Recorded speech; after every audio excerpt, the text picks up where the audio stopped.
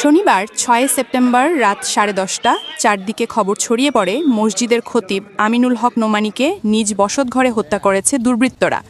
কিন্তু ঘটনায় যে মোড় নিয়েছে তা শুনলে অবাক হতে হবে যে কাউকে। সিনেমা দেখে অনুপ্রাণিত হয়ে বাবার শাসন থেকে বাঁচতে অনলাইন থেকে ছুরি কিনে বাবা আমিনুল হক নোমানীকে হত্যা করে তারই বড় ছেলে রেদোয়ান। ঘটনার 7 দিন পর আজ শনিবার একজন। আসসালামু আলাইকুম, বিসমিল্লাহির রহমানির রহিম। যে যেখান থেকে ভিডিওটা দেখতেছেন, দূর দূরান্ত থেকে, দেশ থেকে, দেশের বাইরের থেকে সবাইকে দেখার সুযোগ করে দেবেন। এবং এবং এবং আমিনুল হক আমিনুলকে নাকি দুর্বৃত্তরা ছুরি আঘাত করে হত্যা করেছে। না, ঘটনা ঘটনা মোর খেয়ে গেছে। তার বড় ছেলে অনলাইন থেকে ছুরি কিনে তাকে হত্যা করেছে। কেন হত্যা করেছে? বাপের শাসন থেকে বাঁচার জন্য, তার স্বাধীনতার জন্য। বাপ নাকি ছেলেকে স্বাধীনতা দেয় না, চাপের মাধ্যমে রাখে লেখাপড়ার জন্য। দেখুন। শনিবার ৬ সেপ্টেম্বর রাত 10:30 চারদিকে খবর ছড়িয়ে পড়ে মসজিদের খতিব আমিনুল হক নোমানীকে নিজ বসতঘরে হত্যা করেছে দুর্বৃত্তরা। কিন্তু ঘটনায় যে মোড় নিয়েছে তা শুনলে অবাক হতে হবে যে কাউকে। সিনেমা দেখে অনুপ্রাণিত হয়ে বাবার শাসন থেকে বাঁচতে অনলাইন থেকে ছুরি কিনে বাবা আমিনুল হক নোমানীকে হত্যা করে তারই বড় ছেলে রেদোয়ান। ঘটনার 7 দিন পর আজ শনিবার এক জরুরি সংবাদ সম্মেলন করে ভোলা জেলা পুলিশ। সেখানে পুলিশ সুপার শরীফুল হক যে তথ্য প্রকাশ্যে আনেন তা শুনে চমকে ওঠে উপস্থিত সকল গণমাধ্যম কর্মী।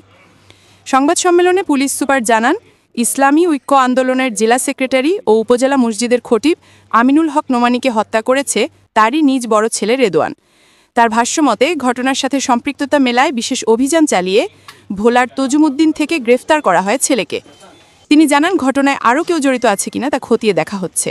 এই নৃশংস হত্যাকাণ্ডটি তার নিজের সন্তানই এটা করেছেন এবং এই নিয়ে আমরা অনেকগুলো তথ্য পেয়েছি।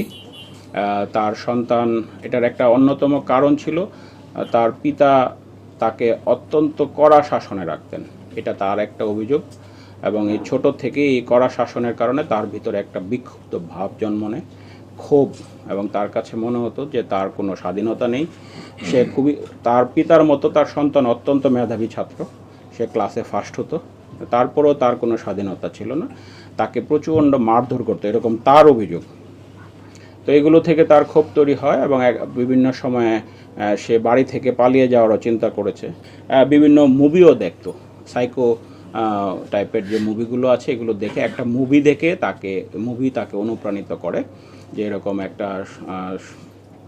এক ব্যক্তি এরকম সে চাপের ভিতরে থেকে, যে নানাভাবে মানসিক চাপের পরের থেকে সে যে তাকে চাপ দিত তাকে সে কীভাবে হত্যা করে, এটার পরের থেকে সে এই পরিকল্পনাটা করে। নিহত মাওলানা আমিনুল ইসলাম নোমানী ভোলা দারুল হাদিস কামিল মাদ্রাসার মুহাদ্দিস এবং সদর উপজেলার একটি মসজিদের খতিব ছিলেন। তিনি ইসলামী ঐক্য আন্দোলনের জেলা সেক্রেটারি ও জাতীয় ইমাম সমিতির জেলা শাখার সহসভাপতির দায়িত্বে ছিলেন। এর আগে পুলিশ ও স্থানীয় সূত্র জানিয়েছিল, সেদিন এশার নামাজ শেষে রাত 9:30টার দিকে বাসায় ফেরেন আমিনুল ইসলাম। সেখানে আগে থেকে উৎপেতে থাকা দুর্বৃত্তরা তাকে উপর্যুপরি কোপাতে থাকে। গুরুতর আহত অবস্থায় তাকে উদ্ধার করে ভোলা 250 শয্যা বিশিষ্ট হাসপাতালে নেওয়া হলে চিকিৎসক মৃত ঘোষণা করেন।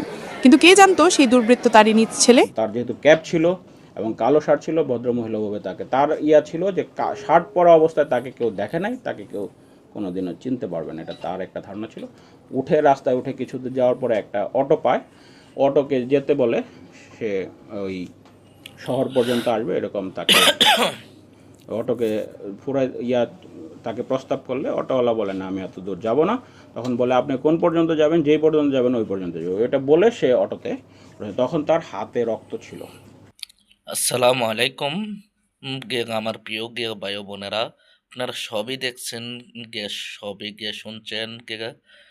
ছেলে বাবাকে কেন খুন করলো, এবং এবং আপনাদের বিস্তারিত মতামত গুলা মেসেজের মাধ্যমে জানিয়ে দিবেন। এন গেগ এ- এন গেগে এখন এই 24 সালে থেকে গেগা 25 সালের ভিতরে গেগা রে বাংলার মাটিতে দেখতেছি গেগা ছেলে গিয়ে বাবাকে নির্মম গে বাজে ছুরি গে আঘাত করে হত্যা করে ফেলতেছে। সে কেন হত্যা করছে তাও জানে না।